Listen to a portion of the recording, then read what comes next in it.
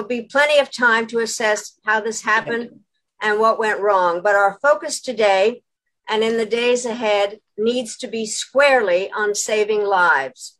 In the 20 years that the United States and our partners have been in Afghanistan, a new generation of Afghan leaders has stepped forward to help chart a better future for the country.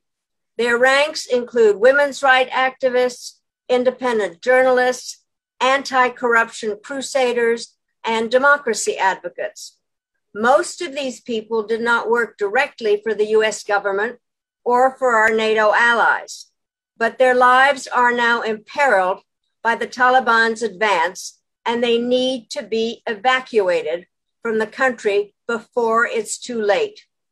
The United States has a moral responsibility and a national security interest in ensuring the protection of these Afghan allies, as well as those who directly supported our military mission. I know the Biden administration recognizes this responsibility.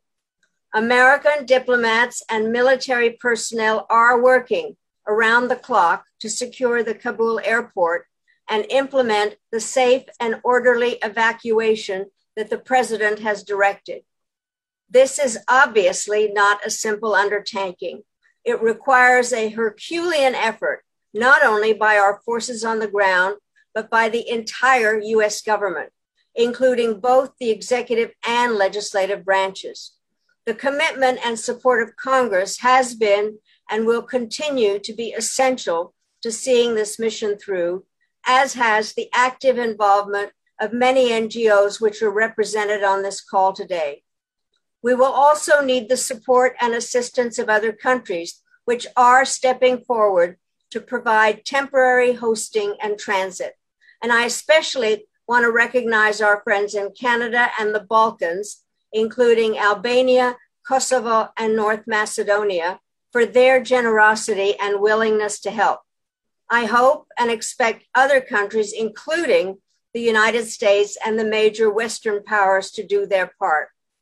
Let me just say that even as we work to evacuate those whose lives are directly imperiled by the Taliban, we cannot forget the millions of Afghans, especially women, who risk losing the considerable gains made over 2 decades of sacrifice. Going forward, the protection of Afghan women must be a top priority, and I will do my part to ensure that it remains at the center of the international agenda. Thank you again, Congressman Poe, for what you are doing and with your colleagues. Thank you for inviting me to speak.